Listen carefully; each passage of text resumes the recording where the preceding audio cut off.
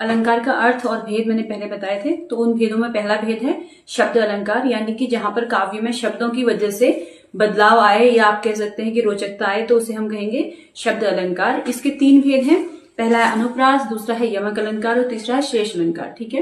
अनुप्रास अलंकार में क्या होता है कि एक ही शब्द या कुछ वर्णों की आवृत्ति बार बार होती है। ठीक है।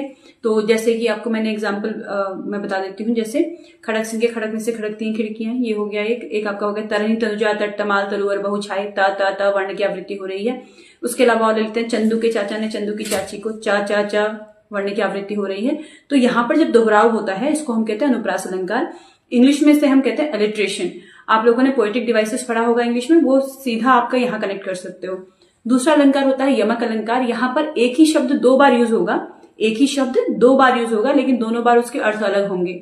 फॉर एग्जाम्पल 3 बेर खाती थी वो 3 बेर खाती है, यानी कि एक जगह बेर का अर्थ फल है और एक जगह बेर का अर्थ बार है, यानी कि 2 शब्दों के अर्थ अगर अलग अलग हों तो शब्द एक ही है लेकिन अर्थ 2 हों तो वहां पर हो जाएगा आपका यमक अलंकार।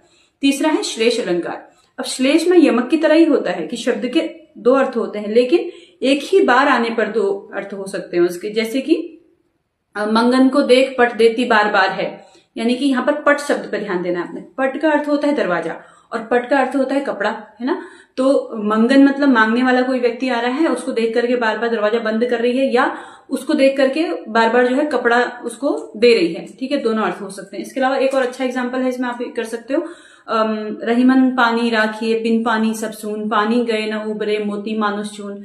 अब आप सोचेंगे कि यहाँ पर पानी पानी बार बार आ रहा है, हर बार पानी का अर्थ अलग है। नहीं, पहली बार में अगर आप पानी का अर्थ पानी ले रहे हैं यानी कि जल ले रहे हैं तो सब जगह पर जल आएगा। दूसरी जगह अगर आप धैर्य लेंगे तो हर जगह पर धैर्य आएगा। देखिए, इसको मैं एक बार एक्सप्लेन कर देती हूँ जल्दी से।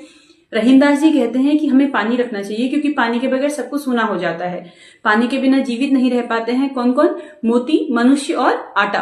ठीक है, अब इसको दूसरे तरीके से देखिए, अब लगाइए धैर्य में। ठीक है, रहीमदास जी कहते हैं कि हमें धैर्य रखना चाहिए, धैर्य के बिना सब कुछ खत्म हो जाता है। कौन कौन? मोती, मनुष्य और आटा। ठीक है, यानी कि धैर्य के बिना उनका जीवन नहीं है।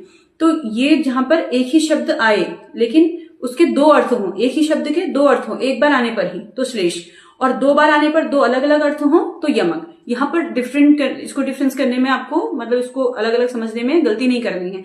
एक शब्द 2 बार आ रहा है, दोनों बार अलग अर्थ है तो यमक। एक शब्द 2 बार आ रहा है लेकिन दोनों बार एक ही अर्थ है उसका तो श्लेष अलंकार। ठीक है, हो सकता है उसका दूसरा अर्थ है। यहाँ पर अनेकार्थी शब्दों का प्रयोग होता है दोनों में। ठीक है, तो that's all for today. Next जो हमारी वीडियो है वो है अर्थ अलंकार की। तो लाइक माई वीडियो।